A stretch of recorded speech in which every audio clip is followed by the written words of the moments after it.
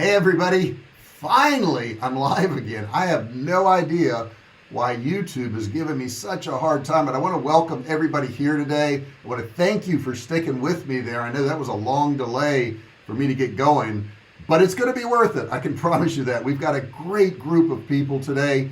Hey guys, do me a favor, introduce yourself.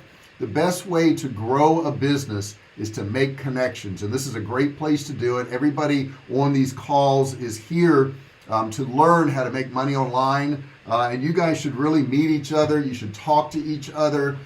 You got to get to know these people. And do me a favor, post in that chat section that you can hear me. I want to make sure we don't have any more technical difficulties because I've had some this morning. It hasn't worked this morning, unfortunately. So do me a favor and just post it there. Let me know you can hear me. Don't forget, ring the bell, right? Don't forget to do that, but you can't do that until you subscribe. Hit that big subscribe button down there. When you subscribe, that button will go from red to gray, and this bell here will pop open. So make sure you also click the bell. Smash the like button. I really would appreciate that. All those things really matter to my channel. And my channel's doing really good, guys. You know, we have our ups and downs on lives because not everybody can show up, and I get it. It's a Friday and people are working and all that stuff. But you know, a good CPM, which is what you make per 1,000 views on YouTube. Good, thank you, Web Solutions. He just told me he could hear me. A good CPM is anywhere from $1 to $5. And literally a channel has no control over what your CPM is. Like, I could do great videos, I could do crappy videos, it wouldn't matter. CPM is determined by YouTube and how much they can sell ads for on your channel. So keep in mind, I just told you a good CPM, which is what I make, is between $1 and $5. I got up today and I thought there was an error. I really did. My CPM is $29.66. Did you hear that? $29.66. Normal is $1 to $5. I'm making almost $30 every time 1,000 views goes through my channel. That is insanity. And I owe it to you guys, because here's why that's high, is because you guys are quality. YouTube knows who's watching my videos, and when the advertisers have to advertise, they know who you are as far as demographics, not personally knowing who you are. They don't know that. But they value you guys that much to where they're willing to pay that amount of money to reach you guys as an audience. So that is crazy. I cannot believe I'm almost at $30 when it's supposed to be from $1 to $5. And I owe it to all you guys. I really do. Tyan's introducing herself. She says she does copywriting chat box, conversational chat box in the elderly care space. So guys, if you need somebody who's doing chat box, or I don't know, maybe she's freelancing, maybe she's not, but contact Tyan, right? She's right here. You can meet her. I know her online. She's a friend of mine online. So make sure you do that. And let me get to the subject matter. The subject matter today is 5 e-commerce landing page fundamentals that you have to know, okay? And I know that is our subject matter today, but if you have questions about anything else whatsoever about starting, running, and growing online businesses, please do me a favor and post that in that chat section. If you're watching this after I've been live, post it in the comment section so that I can help you out. But you know, guys, these landing pages, they're so important. There's not a single copywriting recipe or a silver bullet that's going to double your conversions overnight. It doesn't work that way. What you need to do is you need to nail down some fundamentals, which I'm going to give you in this video today. And when you do that, you can keep tweaking them and you can keep getting better and better results. So that's how it's going to work. So what I'm going to do today is I'm going to teach you how to do that. You can just level up those skills and you can keep applying them and you'll keep getting better and better results. Okay. So that's what we're going to do today. Like I say, if you have questions about that or anything else, you know, you want to put that in the chat box, put it in the comment section there, and then that way, you know, I can help you out. Now, so when we're talking about all these fundamentals and things you need to do, what does this have to do with landing pages and copywriting? You know, I found time and time again that myself and my clients, landing pages, product detail pages, FAQ pages have way too much in common with that first shopping experience and not enough of the elements from a second type store. So you want to have that. In other words, they have way too many elements that are too much text vying for a visitor's attention and not enough clarity in their message. So you want to be clear. Too much copy breeds confusion, and confusion does not convert. Okay, so you really want to keep it simpler. I see people just putting so much on these landing pages, and what it does is it confuses people. It gives them too many choices. Your website visitors don't have time to figure out where the shoes are or where the survival food is. Okay, they want to know instantly. So imagine your website is a physical department store. You walk in, you're on a mission, you want to buy a specific item. What is the first step you take? You probably look around the store for signs, other displays that represent the type of product you're looking for. So your website visitors, they do the same thing. They land on your site, they look for keywords that align with their mission. Why are they there? What are they doing there? That's what they're looking for. James says, finally got sound in Savannah. Man, I'm sorry about the delay there, James. I really am. It's been tough today. Okay, so when they're in your site, if anything pops in their way, they immediately brush it off or they leave. Okay, anything that doesn't align with their interest gets ignored. Okay, they leave. If something is too difficult or persistent, they may just leave altogether because it's tough. Okay, so depending on the strength of the motivation and time pressure, you may take the time to roam around a brick and mortar store, but sometimes you just want to run in there, find what you want, and get back out again. Your website has to allow people to do that. Okay, it's pretty rare that you have time to roam around. I mean, I don't say never, but rarely do I go into a store and go, I think I'll just look around for a little bit, just walk around. The only time I ever do that is after lunch, when I maybe just want to spend 5 minutes walking around with my wife, and I don't really want to buy anything. Okay, I'm just there because I'm trying to get some steps in, right? I'm trying to walk a little bit, trying to get my body moving, because I sit at a desk all day long and work on a computer. The right amount of copy on a page is the exact amount that it takes to get the job done. Nothing more. Okay, so don't think of this as you just trying to stuff a whole bunch of information on a page. That could be really detrimental to you. So I want to talk about these 5 fundamentals.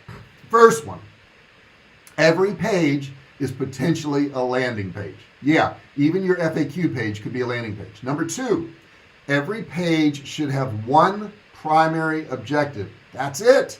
That's it.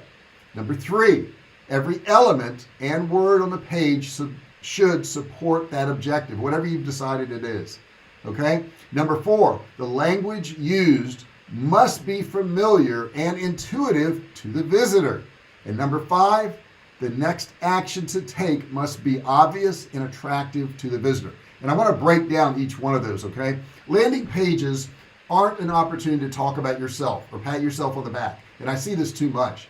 They are a place to convey an understanding to your visitor, address their specific problem, and present your way as the best way to improve their current situation. Okay, so at the heart of every single transaction that a customer makes, there is a problem of some kind that the future state is what they're looking for. Okay, so your job by proxy, and I'm getting a message from my software here. I might want to make sure it's going okay. If you have a dropping connection, please let me know, guys. I think I'm going to change my software altogether. I'm not liking the software. I'm not feeling it. It's giving me a hard time, and I've looked at StreamYard. I think I'm going to go to that. So when you're communicating with your visitors in your target market, you have to describe the problem and the solution with words and graphic elements that are easy for them to understand. Okay, that is so very important to do.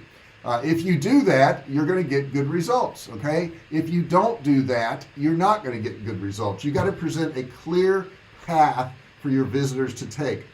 You got to run enough tests and you'll discover an interesting phenomenon. Results aren't always obtained by changing the words on the page. There are times when you need to get rid of the words entirely. Okay, blow them out, take them off. The words sometimes you can add conversations or revenue by subtracting or distracting confusing elements on your page. So that's very important to understand that. Here's the golden rule for a landing page copy. If it doesn't need to be there, get rid of it.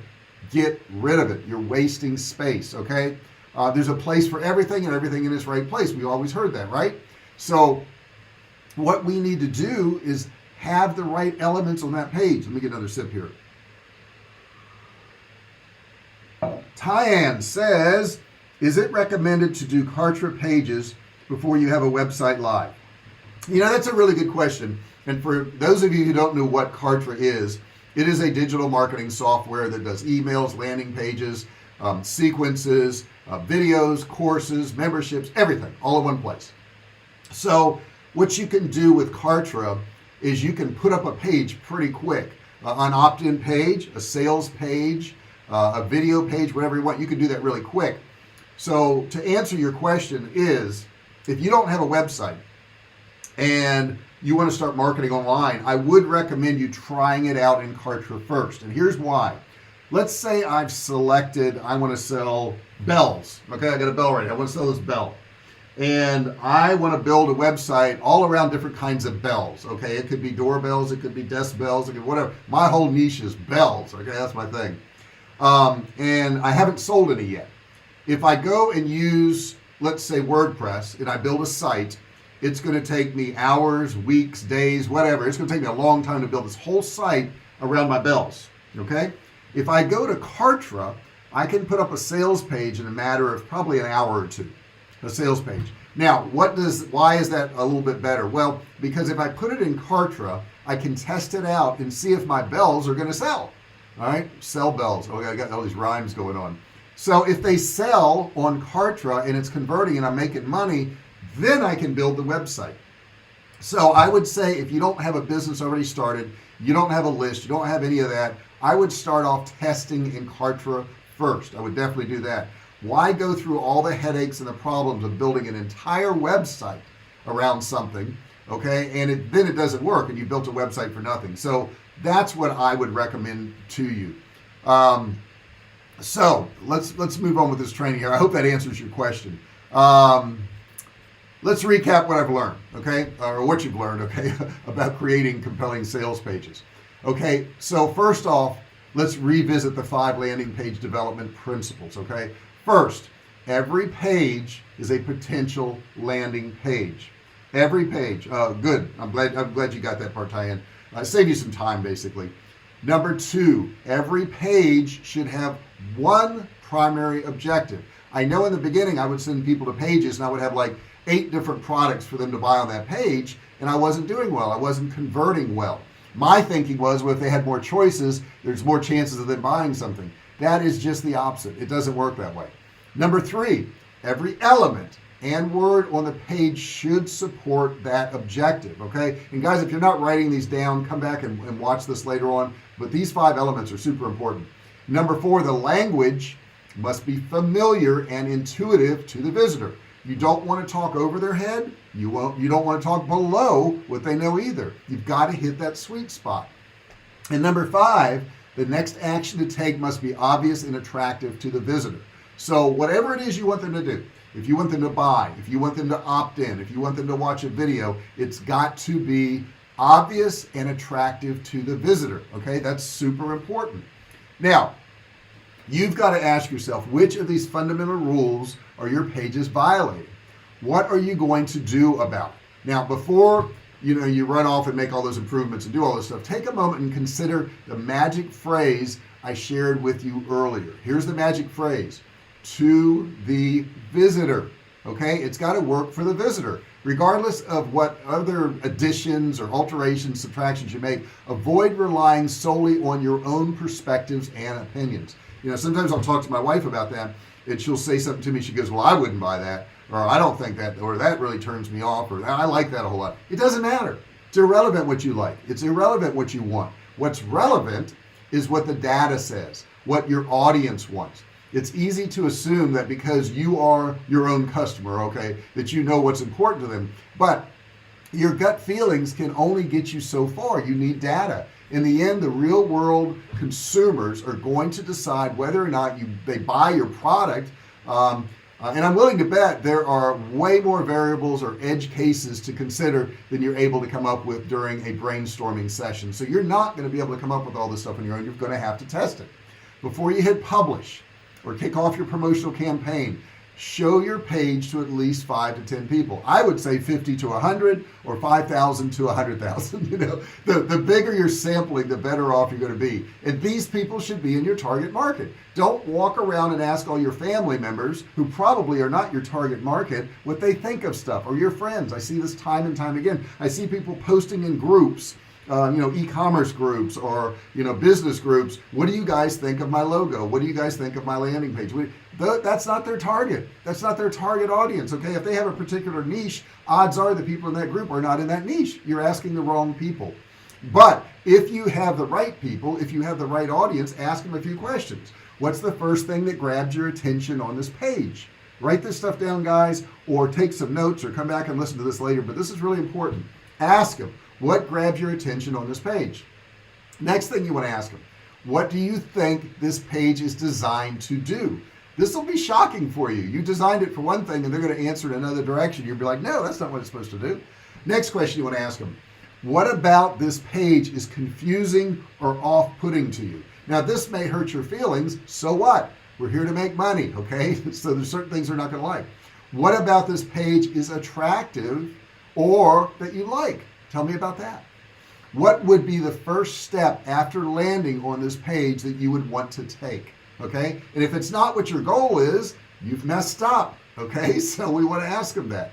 How do you think this page can achieve its goal more reliably?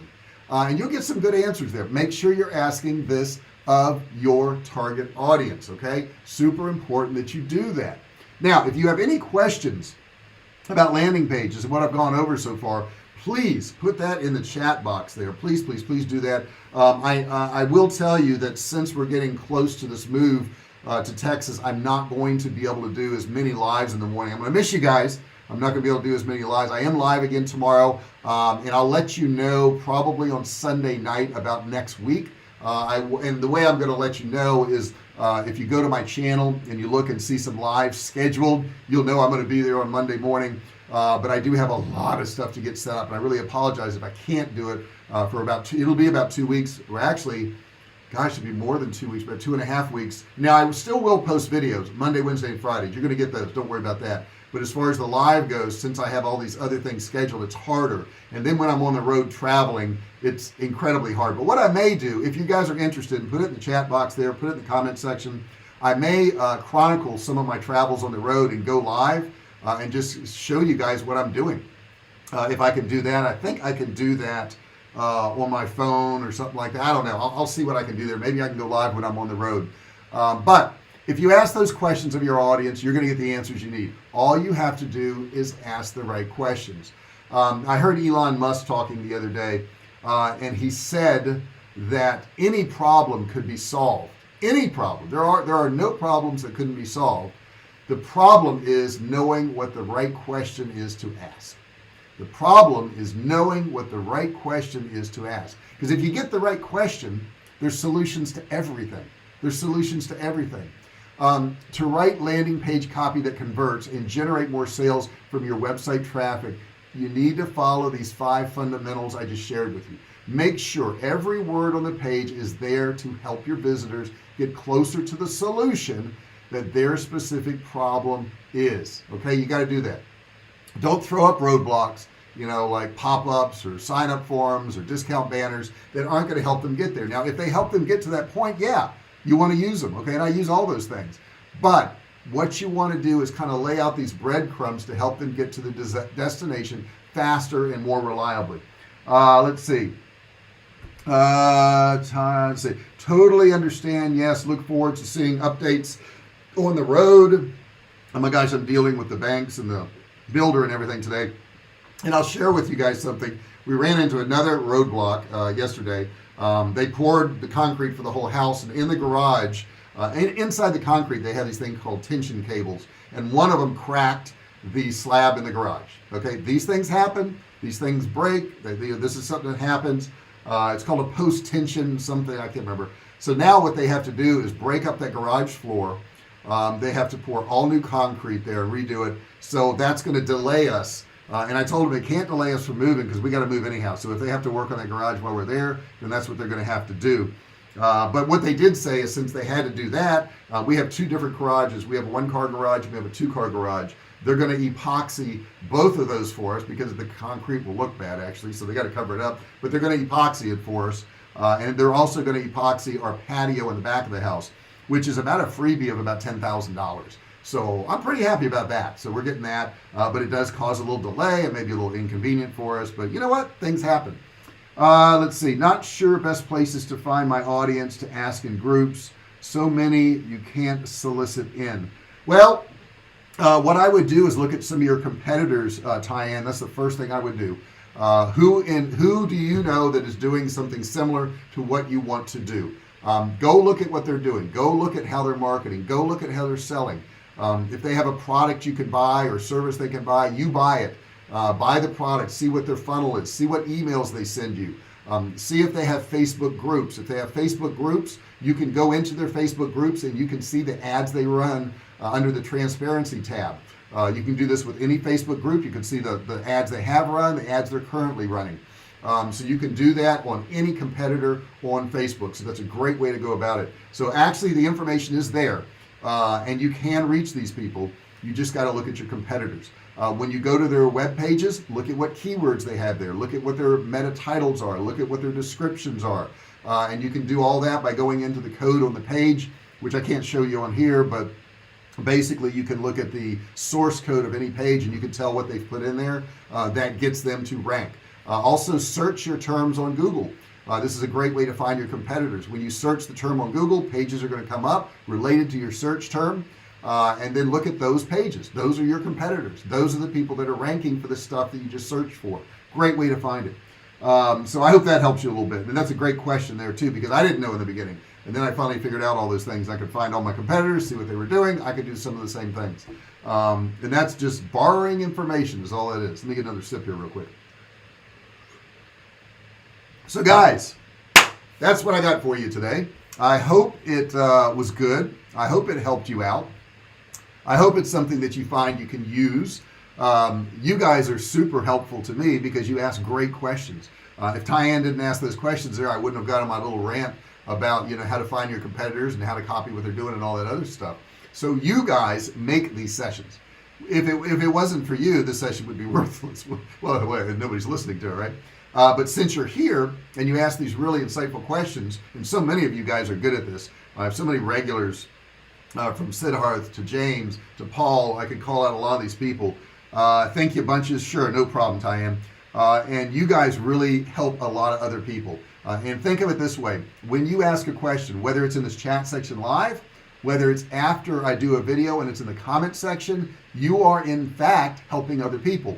Because that very information that I answer to you is information that other people can use. So super, super important.